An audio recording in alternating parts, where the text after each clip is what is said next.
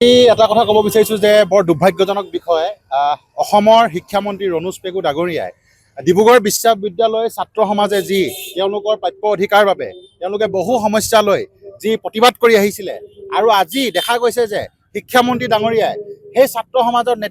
আন্দোলনৰ নেতৃত্ব লোৱা যুৱসকলক আৰু আন্দোলনকাৰী আমাৰ প্ৰতিবাদকাৰীসকলক মাতি তেওঁ যি ধৰণে অপমান কৰিছে যে আন্দোলন কৰি কি পাবি 3 মাহ বঢ়াই দিম কিবা কিবি অন্য মানে এনেকুৱা অপমানসূচক মন্তব্য কৰাৰ বাবে আমি তেওঁক ধিক্কাৰ জনাইছোঁ আৰু এটা কথা ক'ব বিচাৰিছোঁ যে 855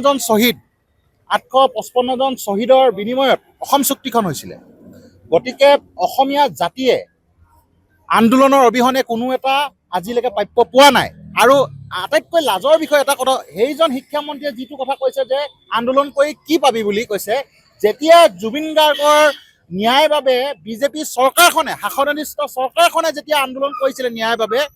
আজি তেওঁ কোনটো কথা কৈ সেই ছাত্ৰ সমাজক এই কথাটো ক'লে এইটো এটা ডাঙৰ মানে গৰিহণাযোগ্য বিষয় আৰু আমি আশা ৰাখিছোঁ যে শিক্ষামন্ত্ৰীজনে এই বক্তব্য উঠাই লওক আৰু ছাত্ৰ সমাজক এই বিষয়ে স্পষ্টীকৰণ দিয়ক অন্যথা কিন্তু এইটো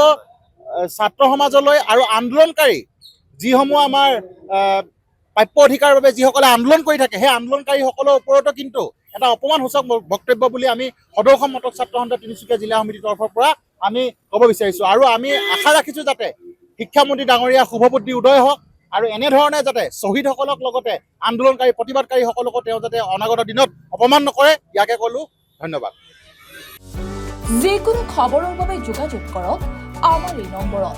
9181 307 2221